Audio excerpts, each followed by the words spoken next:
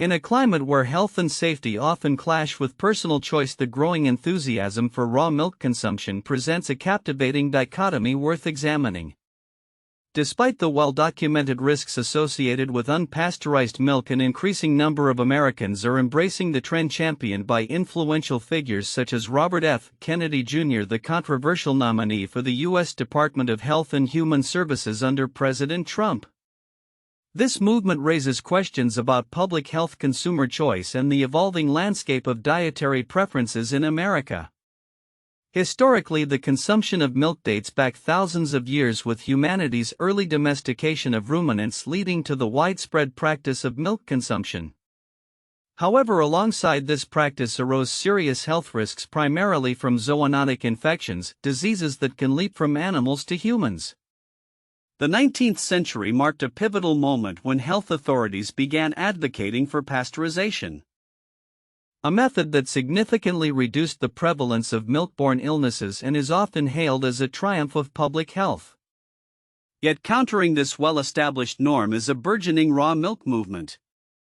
Advocates assert that raw milk offers superior health benefits, including enhanced nutritional value and better taste, although these claims are hotly contested by health experts. Kennedy Jr., who has positioned himself as a leader in the medical freedom movement, argues that raw milk consumption is part of a broader fight against what he perceives as governmental overreach in personal health choices. "We need to reclaim our rights to choose what we put into our bodies," he stated, reflecting a sentiment that resonates with many who view raw milk as a symbol of natural living. The allure of raw milk is not solely about nutrition. It also taps into deeper cultural currents around health and wellness. In an age marked by increasing skepticism towards big pharmaceutical companies and conventional medicine, the raw milk movement draws individuals who prioritize holistic approaches to health. This trend is particularly popular in certain demographic segments, including urban dwellers seeking organic and locally sourced food options. The demand for raw milk has led to a proliferation of small-scale dairy farms catering to this niche market, creating an intricate web of local economies. However, health officials remain wary of the implications of this shift. The Centers for Disease Control and Prevention (CDC) has consistently warned that raw milk can carry pathogens such as E. coli, Listeria, and Salmonella, which can lead to severe health complications. The tension between personal choice and public safety comes to the forefront in discussions surrounding this issue. While proponents of raw milk argue for consumer autonomy, opponents emphasize the potential public health crisis that could arise from its increased availability. In light of this ongoing debate, the question of regulation looms large. Supporters of raw milk often face legal hurdles as many states impose strict regulations or outright bans on its sale. This regulatory landscape has sparked discussions about the balance between individual rights and community health, a topic that is increasingly relevant in contemporary political discourse. As the raw milk movement continues to gain traction, it represents not just a dietary choice but a broader ideological struggle over health autonomy and the role of government in personal lives. The implications of this trend reach beyond the dairy industry, potentially influencing future policies on food safety, health regulations, and consumer rights. As the discourse evolves, it will be crucial to monitor how these discussions shape public health initiatives and regulatory frameworks in the years to come. In a world where the lines between personal freedom and public health are increasingly blurred, the raw milk debate serves as a microcosm of larger societal tensions. The outcomes of this movement will likely resonate through various facets of American life, prompting consumers, health advocates, and policymakers to reconsider the complexities of choice in the pursuit of health and well-being. In an evolving world where the intersection of personal lives and professional environments becomes increasingly complex, a recent column in the Washington Post reflects on the subtle dynamics of workplace relationships, specifically focusing on a colleague's new beard. The article, titled "Asking Eric, Colleague Has Questions About Work Friend's New Beard," offers a humorous yet poignant exploration of how changes in appearance can impact social interactions in the office. The author delves into the nuances of workplace friendships, emphasizing that a seemingly trivial change such as growing a beard can stir curiosity and even concern among colleagues. While some may view this as a benign transformation, others might interpret it as a signal of deeper personal shifts. It's not just facial hair, it's a potential rebranding of oneself, the column suggests, highlighting how individuals often project their identities through physical changes. This commentary underscores the importance of understanding personal choices within professional contexts and how these can influence group dynamics. Parallel to this exploration of personal identity in the workplace is the pressing issue of loyalty within U.S. intelligence and law enforcement agencies. As discussed in another piece from The Washington Post. The article titled U.S. Intelligence Law Enforcement Candidates Face Trump Loyalty Test reveals the challenges that candidates must navigate as they seek positions within these agencies. Amidst a backdrop of political polarization, there is growing concern about the implications of loyalty to former President Trump on the integrity and impartiality of these crucial institutions. The piece notes that candidates are increasingly faced with questions that probe their political alignments, which could potentially compromise the neutrality expected from intelligence and law enforcement personnel. Loyalty should not come at the expense of objectivity, warns one anonymous source. Reflecting a sentiment shared by many who worry about the erosion of nonpartisan principles in government roles. This situation raises critical questions about the future of governance and the fundamental responsibilities of those tasked with upholding the law and national security. Turning to the realm of legal complexities, another article addresses the plight of migrants detained at Guantanamo Bay, describing their circumstances as a legal black hole. As legal representatives express deep concerns, they emphasize that these individuals face unprecedented challenges in securing their rights and navigating the legal system. The lack of clear legal status creates a vacuum that can lead to severe human rights violations, one attorney stated, urging for immediate reform to rectify this troubling situation. The article highlights the urgent need for transparency and accountability in the treatment of detainees, as well as the broader implications for international human rights standards. Amid these discussions, the lighter side of workplace culture does not go unnoticed. The column analyzing Evan Bernholz's February 9 crossword puzzle titled Little League serves as a reminder of the simple joys that often accompany daily work life. Such diversions offer respite and foster a sense of community among colleagues, reinforcing the idea that a supportive workplace can significantly enhance job satisfaction. As we reflect on these diverse narratives, from personal transformations in the workplace to broader societal issues, one common thread emerges: the intricate interplay between personal identity, professional responsibilities, and the evolving landscape of societal values. As we move forward, it is imperative to remain vigilant and engaged in these discussions as they shape not only our work environments but also the fabric of our society as a whole. The future promises to be a dynamic blend of challenges and opportunities, where understanding and empathy will play vital roles in navigating the complexities of both personal and professional lives. In an era where economic conditions are in constant flux, recent reports from the Wall Street Journal highlight a range of issues that are capturing public attention and influencing consumer behavior. As of February 2025, the landscape of travel investments and consumer spending is undergoing significant changes driven by a mix of financial concerns and shifting societal trends. Starting with travel, the allure of Vermont as a destination has diminished more quickly than anticipated. Initially, the state saw an influx of tourists drawn by its picturesque landscapes and outdoor activities, particularly during the pandemic years when many sought refuge in nature.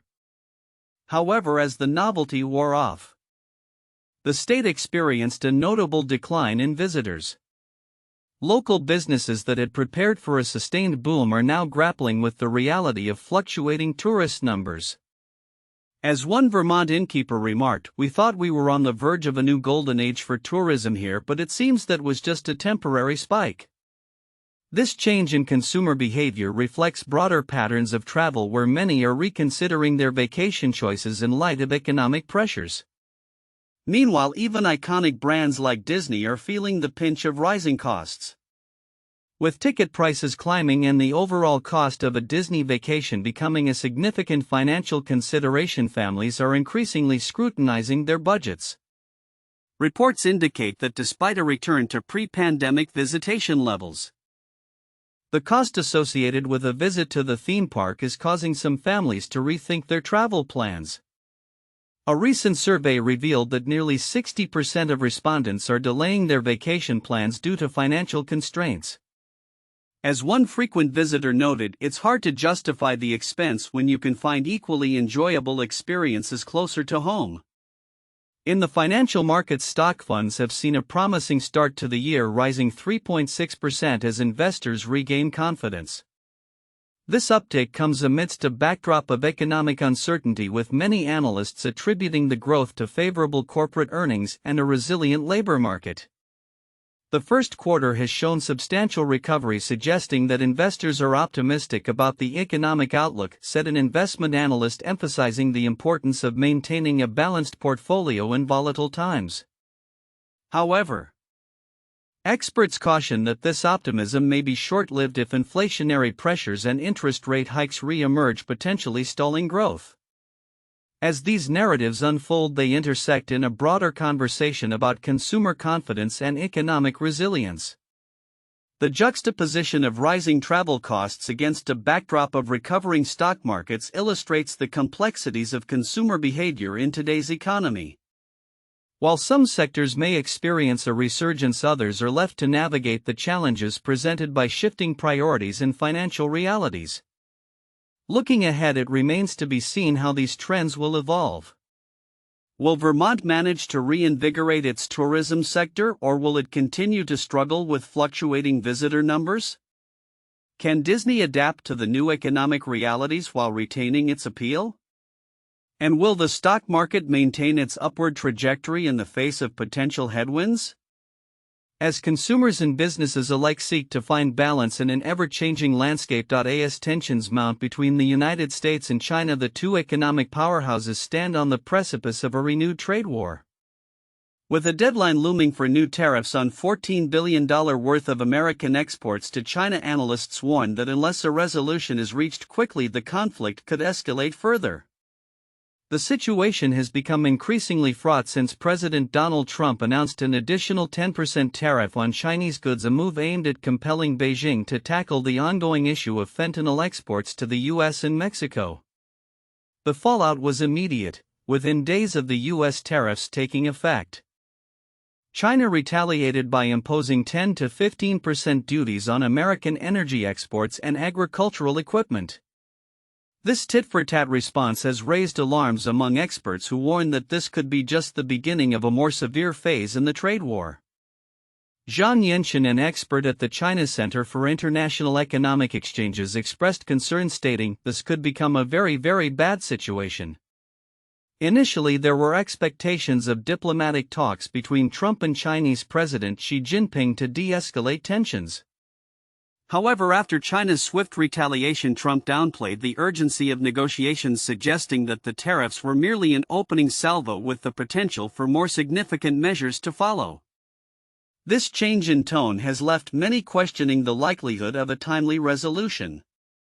White House officials maintain that communication channels remain open, with ongoing discussions occurring between U.S. and Chinese officials. However, the Chinese embassy in Washington indicated that no new developments had emerged since the announcement of retaliatory tariffs. Experts in Beijing argue that Trump's aggressive tactics may have backfired, as they believe Xi is unlikely to negotiate under duress, preferring equal footing in discussions. The limited scope of China's countermeasures, which have included antitrust investigations into American tech giants like Google and Nvidia, suggests that there may still be room for negotiation. While U.S. officials have emphasized the need for China to address the fentanyl crisis, experts assert that Beijing's hesitance to engage on broader issues may complicate diplomatic efforts. John Gong, a professor at the University of International Business and Economics, noted that while China has shown willingness to cooperate on fentanyl, Trump's demands for broader concessions complicate the landscape. The situation continues to evolve, with Trump hinting at the introduction of reciprocal tariffs targeting other nations, though specifics remain unclear. Trade expert Wendy Cutler emphasized that unlike Canada and Mexico, China is likely to adopt a more measured approach, waiting to see the full implications of U.S. actions before deciding on its next steps. As both nations navigate this precarious landscape, the potential for a grand bargain appears increasingly unlikely, especially given the complexities surrounding issues such as the conflict in Ukraine, where the U.S. has accused China of supporting Russia. With China's exports to the U.S. comprising a smaller portion of its overall trade than in previous years, it may be better equipped to withstand the pressures of tariffs, a scenario highlighted by Gong. Economists warn that if the full weight of Trump's tariff threats materializes, it could significantly impact China's economy. Hui Shan, chief China economist at Goldman Sachs, estimated that a 20 percentage point increase in tariffs could reduce China's GDP growth by 0.7 percentage points. While Beijing may implement measures to offset some of this impact, the strain will likely be felt. In conclusion, as the U.S. and China continue to grapple with trade tensions, the coming weeks will be critical in determining whether a path to resolution can be found. With tariffs on the horizon and both sides entrenched in their positions, the global economic landscape remains uncertain. The decisions made in the next few days could shape the future of U.S.-China relations and the broader international trade environment for years to come. In an evocative display of resilience and defiance, Laila Soueif, the mother of jailed Egyptian-British activist Alaa Abd El Fattah, has embarked on a hunger strike that has garnered significant attention and support. Since September 30, 2024, the day her son was due for release, Laila has been using this ultimate form of protest to draw attention to her son's plight as well as the broader issues of human rights and governmental accountability in Egypt. Alaa Abd El Fattah, once a prominent voice in the 2011 Egyptian revolution, has become a symbol of the struggle against authoritarianism in his country. After being arrested in 2019, he was convicted in a case widely criticized as a blatant attempt to silence dissent, receiving a 5-year sentence for publishing false news. However, the Egyptian government, with a move that many view as cynical, recently recalculated his prison term from the date of his conviction rather than considering his time served in pretrial detention, effectively extending his incarceration by 2 years. In a poignant reflection on the power of hunger strikes, journalist Peter Grest, who was imprisoned in Egypt himself, recounts his experiences with Alaa during their time in Cairo's notorious Tora prison. Grest emphasizes that hunger strikes represent a last resort for the powerless, a method of exerting control when all other avenues have been stripped away. When all other forms of agency are stripped away, all that remains is to exercise control over the one thing left, your own body, he shared, highlighting the moral high ground that such actions embody. Laila's hunger strike is not just a personal battle, it is a call to action for both the Egyptian and British governments to uphold their own laws and obligations regarding the treatment of prisoners. In light of their dual citizenship, there is a growing expectation for the British government to advocate for their rights. Notably, Foreign Secretary David Lammy has made efforts to address Alaa's situation during recent diplomatic visits, yet tangible progress remains elusive, prompting Laila and Grest to hold daily vigils outside Downing Street. The gravity of Laila's undertaking is underscored by her unwavering commitment to her cause. She has expressed that her hunger strike is not a gesture of self-destruction but rather a calculated means to generate a crisis that demands attention from both governments. I am not suicidal, she insists, underscoring her desire to see her son free rather than succumb to despair. I want him and his sister to have their lives back. The parallels between Laila's current struggle and past hunger strikes, such as that of Irish nationalist Bobby Sands, underline the historical significance and emotional weight of this form of protest. Sands' hunger strike in 1981 was a desperate bid for recognition and rights as a political prisoner, drawing attention to the plight of many in similar circumstances. The legacy of such protests continues to resonate, serving as a reminder of the lengths individuals will go to in pursuit of justice and dignity. As Laila's health deteriorates, the urgency of her message becomes more pronounced. Her vital signs are reportedly in the danger zone, yet her resolve remains steadfast. It's in their hands, she believes, echoing Sand's sentiment that the struggle for justice is often a battle of will as much as of rights. The determination of both Laila and Allah to challenge systemic injustice highlights the complex interplay of personal sacrifice and political action. The broader implications of Laila's hunger strike extend beyond personal advocacy, shining a light on the dire human rights situation in Egypt and the responsibilities of governments to protect their citizens regardless of nationality.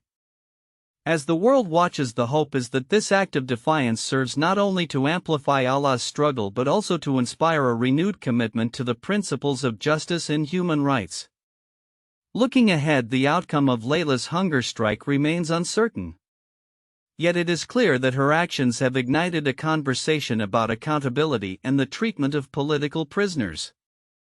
As the international community continues to press for action, the hope is that Alaa Abd el-Fattah will soon be free and that his story will serve as a catalyst for broader reform in Egypt and beyond. In a world increasingly characterized by its diversity, the nuances of communication often play a pivotal role in fostering understanding and inclusion. This was underscored during the 2023 Super Bowl when Justina Taylor Miles captured the attention of millions by interpreting Rihanna's performance using Black American Sign Language (BASL). This moment not only showcased her talent but also highlighted a rich cultural heritage embedded within the deaf community. Miles' performance was far more than mere interpretation. It was a continuation of a long-standing tradition that resonates deeply within Black churches across America. Within these vibrant worship spaces, sign language interpreters often become the most animated participants, their expressive movements translating not just words but emotions, spirit, and community. For many deaf congregants, these interpreters serve as a vital connection to the sermon and the music while also symbolizing a broader commitment to inclusivity in a historically marginalized culture. Of course, it helps if you have some experience being around deaf people in informal situations or having deaf friends so you can pick up signs that may be unique to them, explained Felicia Diggs, a retired librarian and interpreter. Her insights reflect the necessity of cultural familiarity in providing effective interpretation. The distinction between BASL and other forms of sign language is profound and rooted in a history marked by segregation and exclusion. Wade Green, a user of BASL featured in the documentary Signing Black in America, articulated this difference. I can see their attitude or their personality, their culture, their swag. This sentiment echoes the reality that Black deaf individuals have historically faced significant barriers to education and community, leading to the evolution of a unique form of sign language that encapsulates their experiences. Historically, institutions aimed at educating the deaf were often segregated, with the National Association for the Deaf not admitting Black individuals until 1965 following the Civil Rights Act of 1964. The legacy of segregation is further illustrated through the life of William Cooper Reed, an African-American educator who taught at the Missouri School for the Deaf under a racially discriminatory system. Such exclusion fostered a need for a distinctly different form of sign language, one that would allow Black deaf individuals to connect with their culture and community. Interpreting in Black churches presents unique challenges due to the dynamic nature of the services. Diggs noted that often there are multiple simultaneous activities to interpret, including preaching and audience interactions. The phrase, "be thankful that last night's bed was not your cooling board," carries a weight of meaning that transcends its literal translation. Diggs emphasized the importance of understanding context. You don't want to interpret a preacher's sermon word for word because the individual words may not have the same meaning when grouped with other words. This approach to interpretation prioritizes the concept behind the words, ensuring that the spiritual and emotional undertones are preserved. Additionally, there are signs unique to the Black church that enrich the interpretation process, such as those for Jesus' heaven and specific rituals associated with communion. As the landscape of communication continues to evolve, the significance of BASL in both religious and cultural settings remains vital. The work of interpreters like Miles and Diggs not only bridges gaps in understanding but also affirms the importance of representation and inclusion within the deaf community. As society progresses, the hope is that these traditions will gain greater recognition, paving the way for a more inclusive future where diverse forms of communication are celebrated rather than overlooked. In reflecting on these developments, it is clear that the journey toward greater inclusivity in sign language and beyond is ongoing. The impact of cultural expression in communication will undoubtedly continue to resonate, fostering deeper connections and understanding across diverse communities. As we look ahead, the evolution of BASL and its recognition within both the deaf and hearing worlds will likely play a crucial role in shaping a more inclusive society.